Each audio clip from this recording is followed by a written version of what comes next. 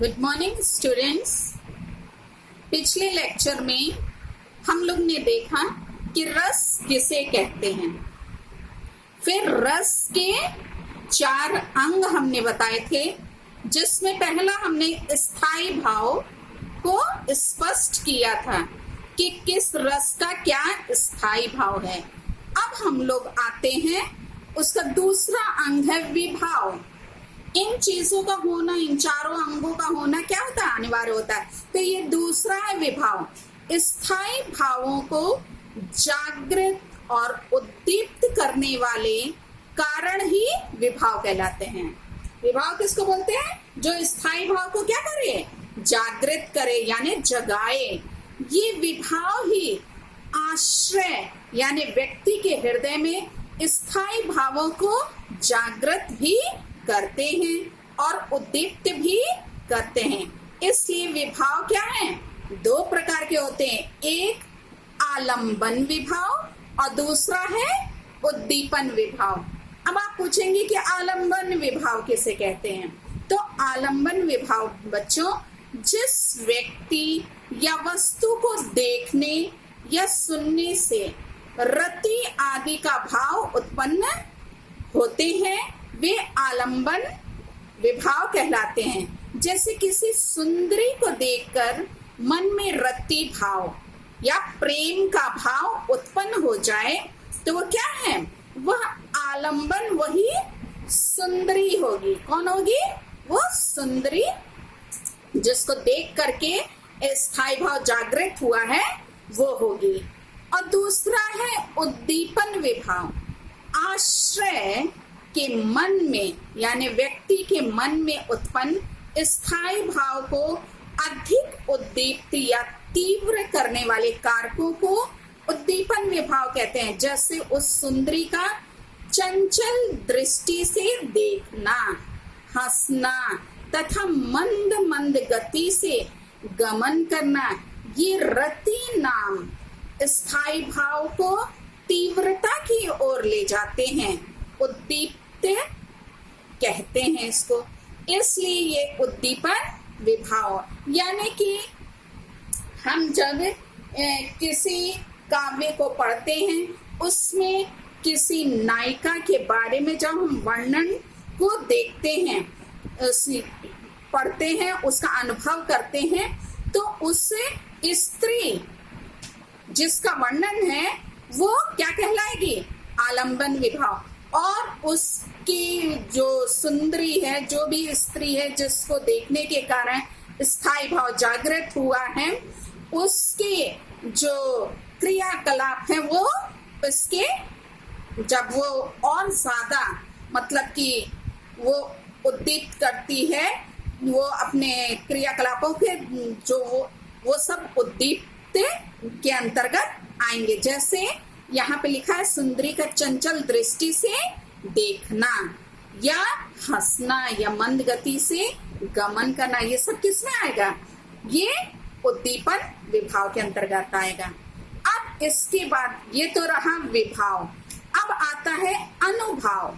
मानव हृदय में जागृत स्थायी भाव उसके शरीर में कुछ चेष्टा उत्पन्न करते हैं, मतलब कुछ क्रिया, उसको देखने के बाद कुछ क्रिया होती है, जिन्हें अनुभाव कहते हैं। जैसे हम सांप को देखते हैं, सांप को देखकर कोई व्यक्ति चिल्लाने और भागने लगे, या किसी दुख भरे वातावरण को मंच पर देखकर, या किसी की हत्या की घटना को पढ़कर या देखकर रोने लगे, या बेहोश भी हो जाए, तो आश्रय की यह दशा जो है वो क्या कहलाएगी? अनुभाव कहलाएगी। अनुभावों को मुख्य रूप से 4 भागों में विभक्त किया गया है। पहला है कायिक अनुभव, दूसरा है मानसिक अनुभव, तीसरा है आहार्य और चौथा है सात्विक अनुभव। तो हमने अनुभव देखा, वो क्या है? जब हम किसी जो हमारे अंदर जो स्थायी भाव उत्पन्न होता है, फिर उसके कारण जो प्रतिक्रिया होती है, जो क्रिया हमारे शरीर में उत्पन्न होती है, उसको हम अनुभव कहते हैं। और उसके 4 भाग यहाँ बताए गए हैं। पहला है कायिक अनुभव, शरीर की चेष्टाओं को, है शरीर द्वारा की गई जो क्रिया है, जो चेष्टाओं को कायिक अनुभव कहते हैं। जैसे किसी युद्ध के दृश्य को देखकर जोश में हाथ उठाना, अपने स्थान से उठ जाना आदि, ये सब क्या है?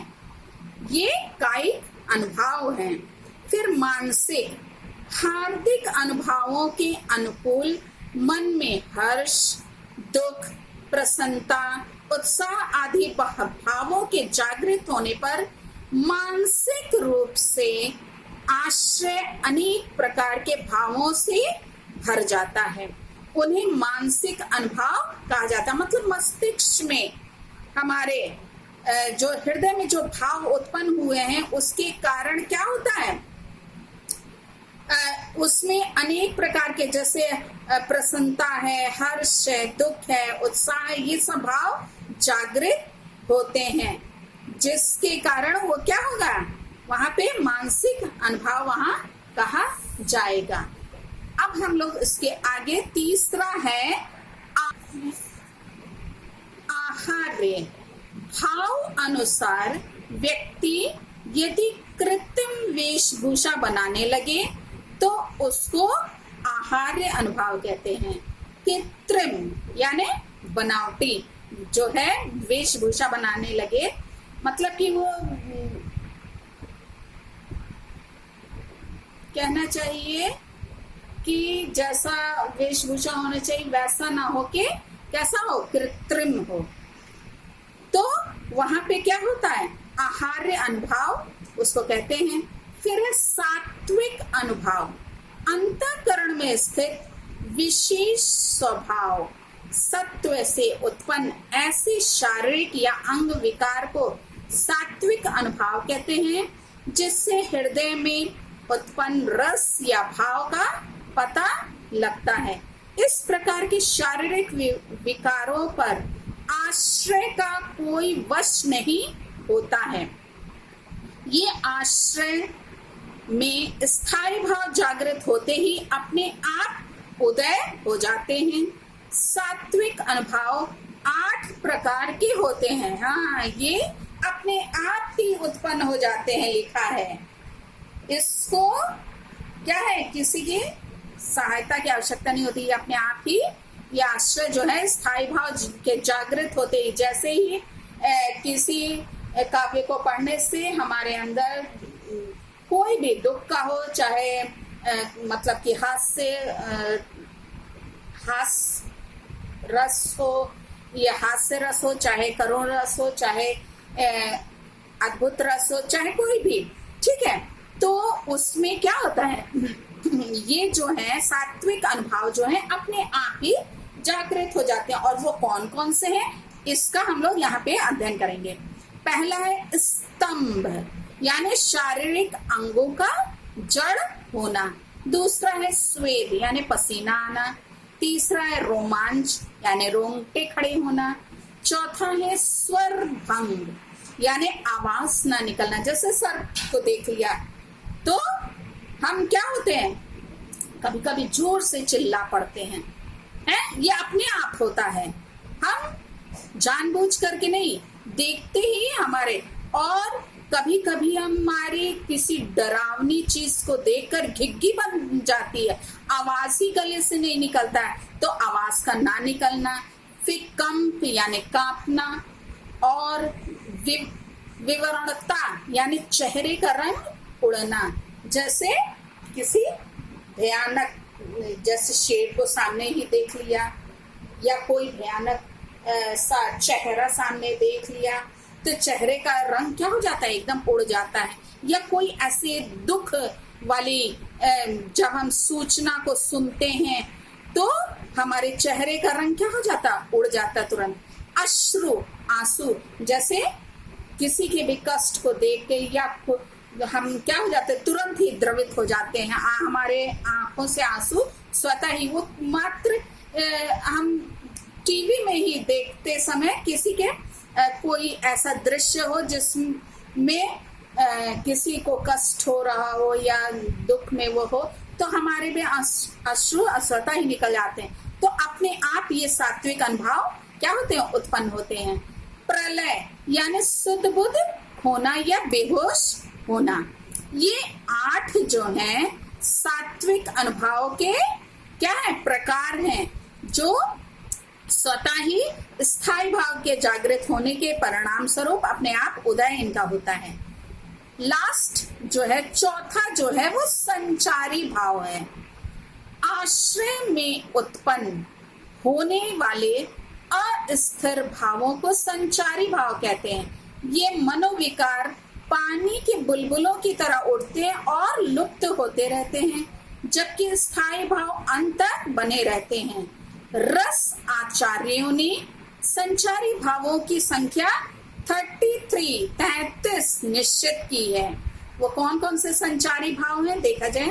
पहला है निर्वेद, दूसरा आवेग, तीसरा दैन्य, चौथा श्रम, पांचवा मंद, छठवां उग्रता, सातवां जड़ता, आठवां मोह, नौवां विबोध, 10वां स्वप्न, 11वां अपस्मार, फिर 12वां है गर्व, 13वां है मरण, 14वां है अलसता, 15 है अमर्ष, 16वां है निद्रा, 17 है अवहित्या, फिर 18वां है औत्सुक्य, 19वां है उन्माद, 20वां है शंका, 21 स्मृति, 22 मति, 23वां व्याधि, 24वां संत्रास और 25वां लज्जा, 26 हर्ष और 27वां असूया,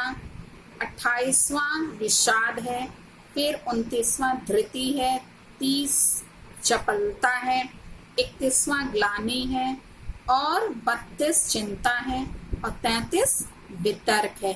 ये सारे क्या हैं, संचारी भाव हैं, जो जिन्हें आचार्यों ने क्या किया है, स्वीकारा है।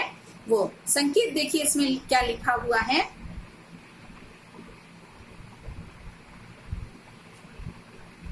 आपके नवीनतम पाठ्यक्रम में केवल हास्य रस तथा करुण रस ही निर्धारित है, जो हमने आपको पहले बता दिया है, जिनका सविस्तार वर्णन यहाँ दिया जा रहा है। पहला है हास्य रस। ये बच्चों बहुत आसान है। किसी व्यक्ति की शक्ल या आकृति, वेशभूषा तथा चेष्टा आदि को देखकर जो मनोविनोद का भाव हृदय में उदय होता है, उसे हास नाम का स्थायी भाव कहते हैं। यहाँ हास जब विभाव, अनुभाव तथा संचारी भाव के संयोग से परिपक्व होकर चरमोत्कर्ष पर पहुंचता है, तो उसे हास्य रस कहते हैं। बच्चों, हम लोग किसी को विचित्र वेशभूषा पहने हुए देखते हैं, वो अजीब सा नया फैशन हो, चाहे कुछ कहीं से आजकल बच्चे लोग ढेर सारी फटी हुई क्या है जीन्सें और कैसे कैसे अजीब अजीब से ड्रेस पहनते हैं, जिसको देखकर हंसी आता है कि ये फैशन है या गरीबी है।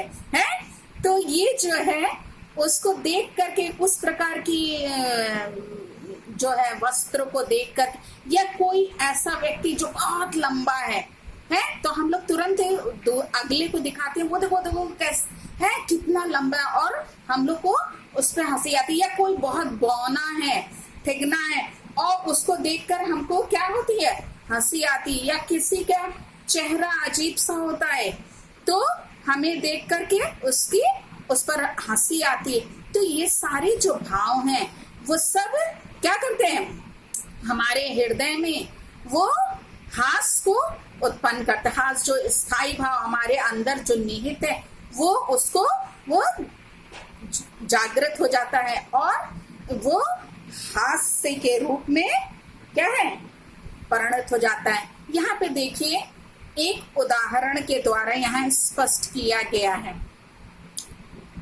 यहाँ पे साधन पहले बता दिया गया है कि स्थायी भाव के क्या, स्थायी भाव इसका क्या है, हास्य है। हास्य रस का स्थायी भाव हास्य है। आलंबन विभाव क्या है? विकृत वेशभूषा, हंसने योग्य आकृति और चेष्टा आदि है। उद्दीपन विभाव में आलंबन की अनोखी आकृति है, वार्तालाप तथा कार्य आदि है। अनुभाव आश्रय की मुस्कुराहट, प्रसन्नता, सहानुभूति का भाव और जोर से हंसना आदि, ये सब अनुभाव के अंतर्गत आएंगे। फिर संचारी भाव के अंतर्गत क्या आएगा? हर्ष, आलस्य, तंद्रा, चपलता, कांपना, औत्सुक्य आदि। अब उदाहरण द्वारा देखिए, हास्य रस को स्पष्ट किया है। विंध्य के वासी उदासी, तपोवृद्धारी, महाबिनु नारी दुखारे, गौतम तिये तरी, तुलसी सो कथा सुनिभे, मुनि वृंद सुखारे, हवे है सिलाच सब, चंद्रमुखी पद मंजुल कुंज तिहारे, किन्हीं भली रघुनायक जू, करुणा करी कानन को पगु धारे। यहाँ पे बच्चों आप ऐसे सुने तो आपको इसको हंसी नहीं आई होगी कि इसमें हंसी वाली बात क्या है, किंतु जब हम इसके अर्थ को जानेंगे तो हमें क्या होगा? हंसी आएगी। देखिए क्या लिखा है, विंध्य के वासी अर्थात विंध्याचल पर्वत पर निवास करने वाले जो हैं, उदासी, हाँ वो कैसे हैं? उदास हैं। तपोवृद्धारी हैं, वो तप धारण करने वाले हैं। महाबिनु नारी दुखारे, वो नारी के, बिनु मतलब बिना, वे महा मतलब बहुत अधिक, दुखारे मतलब दुखी हैं। यहाँ पे कवि ने बताया है कि विंध्याचल पर्वत पर निवास करने वाले जो ऋषि मुनि हैं, वो जो तप कर रहे हैं, जिन्होंने तप को धारण किया है, वो सब स्त्री के बिना, नारी के बिना बहुत अधिक दुखी हैं। गौतम तिये तरी, तुलसी सो कथा सुनिभे, मुनि वृंद सुखारे। हाँ, मुनि वृंद सुखारे, सुनिभे मतलब सुनकर, सो कथा उस कथा को सुनकर मुनियों का जो वृंद यानी समूह है वो क्या होता है? सुखी होता है, मतलब उनको सुख की अनुभूति होती है। और वो कौन सी कथा है? गौतम तिये तरी तुलसी। तुलसीदास जी कहते हैं कि गौतम के तर जाने से यानी गौतम की स्त्री का उद्धार हो जाने से, तिये मतलब स्त्री, गौतम की स्त्री का उद्धार हो जाने के कारण जो है, तुलसीदास जी कह रहे हैं कि उनकी कथा को सुन करके जो जितने भी मुनि हैं वो सब क्या है? अत्यधिक सुख का अनुभव कर रहे हैं। हुए हैं सिला सब, चंद्रमुखी पद मंजुल कुंज तिहारे। यहाँ पे आप सब ये गौतम की स्त्री का उद्धार वाली कथा को जानते हैं कि जब पुरुषोत्तम श्री राम के चरण उस शिला पर पड़े तो वो क्या हो गई? गौतम की स्त्री का उद्धार हो गया और वो स्त्री रूप में क्या हो गई? पुनः स्त्री रूप उन्हें प्राप्त हो गया, जो कि पत्थर बन चुकी थी। तो वहां पे यहाँ उसी कथा का वर्णन है कि हुआ है शिला सब, जितनी भी वहां शिलाएं थी वो क्या है? रामचंद्र जी के पैर पड़ने से वो चंद्रमुखी यानी चंद्रमा के समान मुख वाली सुंदर कुंज तिहारे, मंजुल, मंजुल यानी सुंदर, कुंज तिहारे, वहां पे जितनी भी वो सब थे कुंज, वो उनके चरण पड़ने से वहां की शिलाएं जो हैं वो चंद्रमुखी बन गई। और किन्हीं भली रघुनायक जो करुणा करी, हाँ रघुनायक अर्थात रामचंद्र जी के करुणा करने के कारण वो सब कानन को पगु धारे, जब उन्होंने कानन यानी वन में अपने चरण को रखा तो उन्होंने जान लिया कि अब क्या होगा, जितने भी ये पत्थर हैं वो क्या बन जाएंगे, चंद्रमुखी के समान, चंद्रमुखी मुख वाली स्त्रियों के समान स्त्री बन जाएंगे।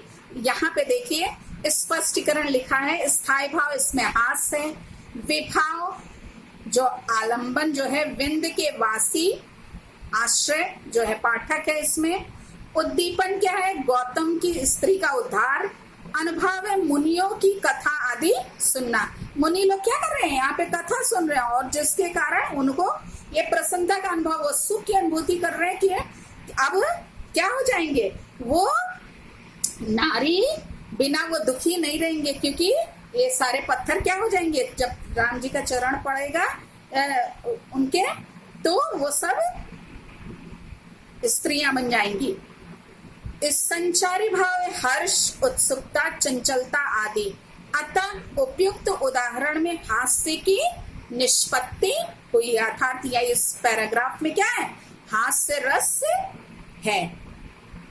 आप सब बच्चों ध्यान रखिएगा, इसका स्थायी भाव क्या है, हास्य। आपको ऐसे स्पष्टीकरण भी करना पड़ेगा। आपके एग्जाम में पूछा जाता है जैसे कि हास्य रस किसे कहते हैं, उसका स्थायी भाव लिखिए तथा उदाहरण सहित। तो आपको उदाहरण सहित इसकी परिभाषा लिखनी पड़ेगी और उसका स्पष्टीकरण आपको करना पड़ेगा बच्चों। Thank you.